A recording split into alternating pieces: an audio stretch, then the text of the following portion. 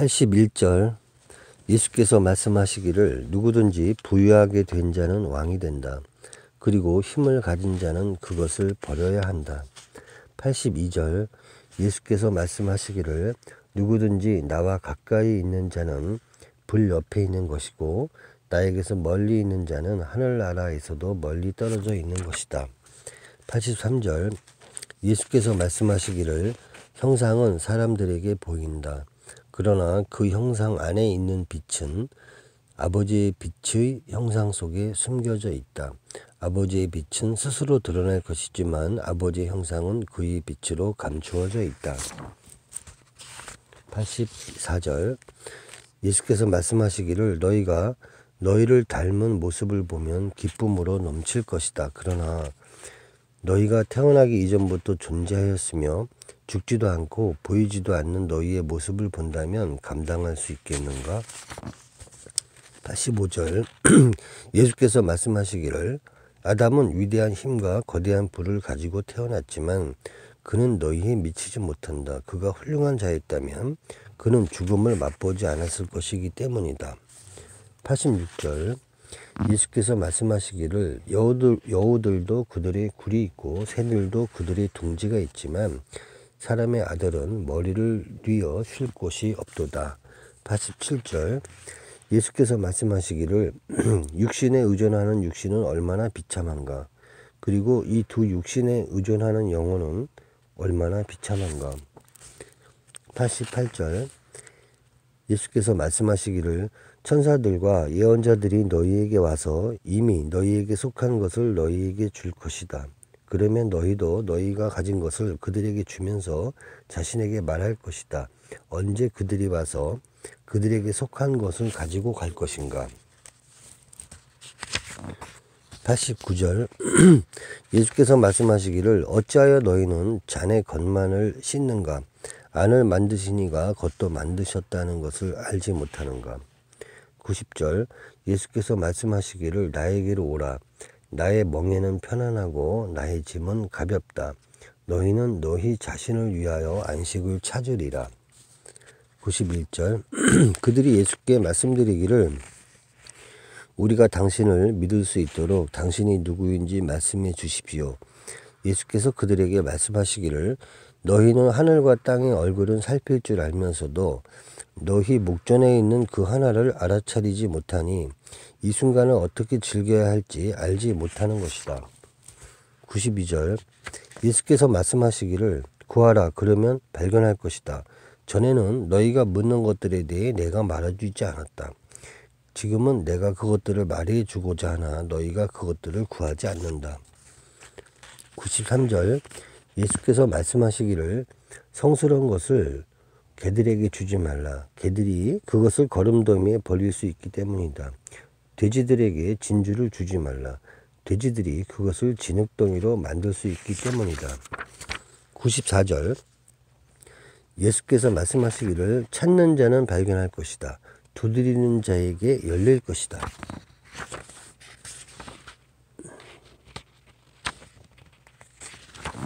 95절 예수께서 말씀하시기를 너희가 돈이 있다면 이자를 받고 빌려주지 말라. 차라리 그 돈을 돌려받을 수 없는 사람에게 주어라. 96절 예수께서 말씀하시기를 아버지의 나라는 작은 조각의 효모를 반죽에 넣음으로써 큰 빵을 만드는 여인과 같다. 귀 있는 자는 누구든지 들어라. 97절 예수께서 말씀하시기를 아버지의 나라는 밀가루가 가득 담긴 항아리를 이고 가는 여인과 같다. 먼 길을 걸어가는 동안 항아리 손잡이 부분이 깨져서 밀가루가 길 위로 샜지만 그녀는 그 같은 문제가 생긴 사실을 알아채지 못했다. 집에 도착해 항아리를 내려놓고 나서야 그 안이 텅 빈 것을 알았다. 98절 예수께서 말씀하시기를 아버지의 나라는 힘센 자를 죽이고자 하는 사람과 같다. 그는 힘센 자를 죽일 수 있을 만큼 자신의 힘이 충분한지 확인하기 위해 자신의 집에서 자신의 검을 뽑아 벽을 찔러 본 뒤 그 힘센 자를 죽였다. 99절 제자들이 예수께 말씀드리기를 당신의 형제들과 어머니가 밖에서 계십니다. 예수께서 그들에게 말씀하시기를 누구든지 아버지의 뜻대로 행하는 자들이 나의 형제고 나의 어머니이다. 그들이 바로 아버지 하늘나라에 들어갈 사람들이다. 100절 그들이 예수께 금화 한 개를 보이며 말씀드리기를 가이사의 사람들이 우리에게 세금을 요구합니다. 예수께서 그들에게 말씀하시기를 가이사에 속한 것은 가이사에게 주고 하느님께 속한 것은 하느님께 드리고 나의 것은 나에게 달라. 101절 예수께서 말씀하시기를 누구든지 나처럼 자신의 아버지와 어머니를 미워하지 않는 자는 나의 제자가 될 수 없다. 그리고 누구든지 나처럼 자신의 아버지와 어머니를 사랑하지 않는 자는 누구든지 나의 제자가 될 수 없다. 나의 진정한 어머니가 내게 생명을 주셨기 때문이다. 102절 예수께서 말씀하시기를 바리새인들에게 저주가 있으라. 그들은 소염을 통해서 잠자는 개와 같고 그 개는 젖도 먹지 않으면서 소도 먹지 못하게 하기 때문이다. 103절 예수께서 말씀하시기를 도둑이 어느 곳으로 들어오는지 아는 자는 복되다. 도둑이 들기 전에 온 가족이 일어나 힘을 합쳐 대비할 수 있기 때문이다. 104절 그들이 예수께 말씀드리기를 오셔서 저희와 함께 기도하고 오늘 하루 금식합시다. 예수께서 말씀하시기를 내가 무슨 죄를 지었는가? 내가 무슨 잘못이라도 했는가? 신랑이 신방을 떠날 때 금식하고 기도하게 하라. 105절 예수께서 말씀하시기를 누구든지 아버지와 어머니를 아는 자는 창녀의 자식으로 불릴 것이다. 106절 예수께서 말씀하시기를 너희가 둘을 하나로 만들 때 사람의 아들이 될 것이다. 그리고 너희가 산아 움직여라 하고 말하면 산이 움직일 것이다. 107절 예수께서 말씀하시기를 하늘나라는 100마리의 양을 기르는 양치기와 같다. 양떼 중에서 가장 큰 한 마리가 길을 잃었다. 양치기는 99마리를 방치한 채 그 한 마리를 찾아 나섰다.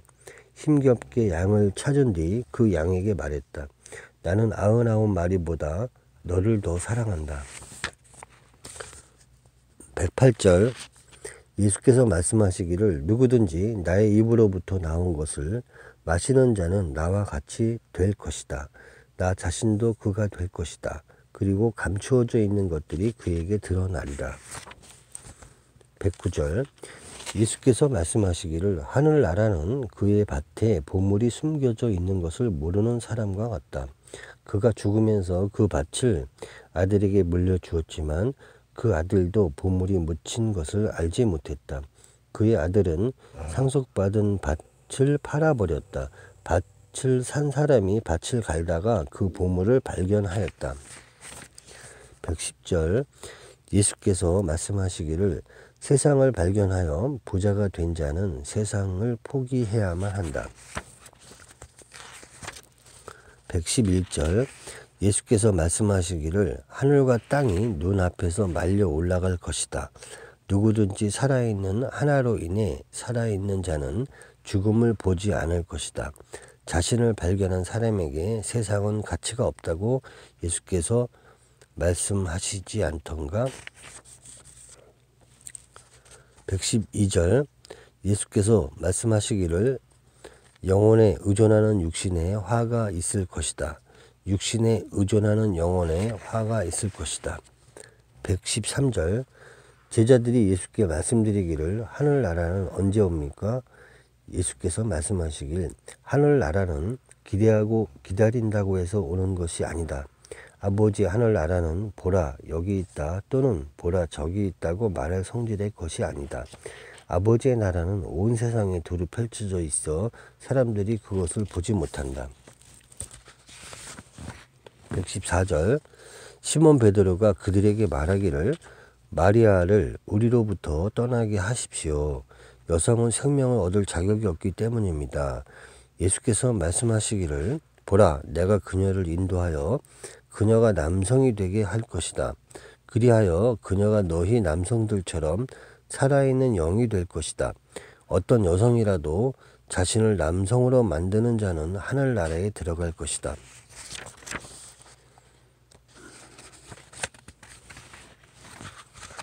이상이 도마복음의 전문입니다. 콥토로 발견되었죠. 콥토로 발견된 것을 고대 언어학자들이 번역을 해서 또 히브리말 영어 된 것을 한글로 보았습니다. 1945년에 라그 함마디, 이집트에 있는 곳이죠. 그곳에서 발견된 이 고문서는 추정컨대 가장 오래된 그러한 예수님의 그 말씀을 직접 살아있을 때 말씀한 것을 도마가 받아 적은 것입니다. 그 이후에 나온 것들은, 복음서들은 예수님 사후에 쓰여진 것이죠. 그리하여 이 문헌의 소중함을 알게 되었습니다. 예수님은 목수의 아들로서 자랐습니다. 그래서 30살에 하나님의 영이 예수님에 들어왔고, 예수님은 3년 반인가 정도를 3년 반 정도를 공생애를 사시면서 구약을 이루고 가셨습니다. 그리고 또 다시 부활하셨죠. 그것을 본 제자들이 있습니다. 그래서 그 제자들은 박해를 받았고 핍박을 받았고 거의 모든 사람들이, 그 제자들을 포함해서 많은 사람들이 죽임을 당했습니다. 찢겨 죽임을 당하기도 하고, 화형, 불에 태워 죽이기도 하고, 심지어는 그 수많은 사람들이 죽임을 당하면서도 그 예수님을 믿지 않는다고 말하면 살려주겠다 했지만 그것을 포기하고 죽음을 당했죠. 실존적으로 있었던 예수님의 그 어록들, 상당히 소중한 가치가 있는 것입니다.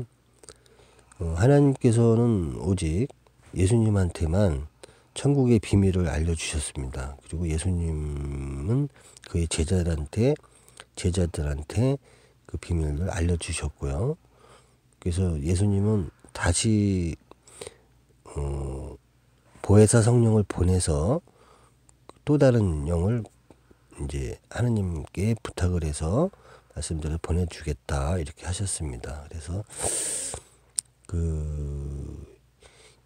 이미 와 있을지도 모르는 그러한 성령님을 자기 자신의 몸속에서 발견할 수 있도록, 또는 장차 하늘나라의 세계가 이 땅에 임하는 과정에서 나라에 임하시는 과정을 체험할 수 있도록 다음 편에는 도마복음 1장부터 해석을 해드리겠습니다.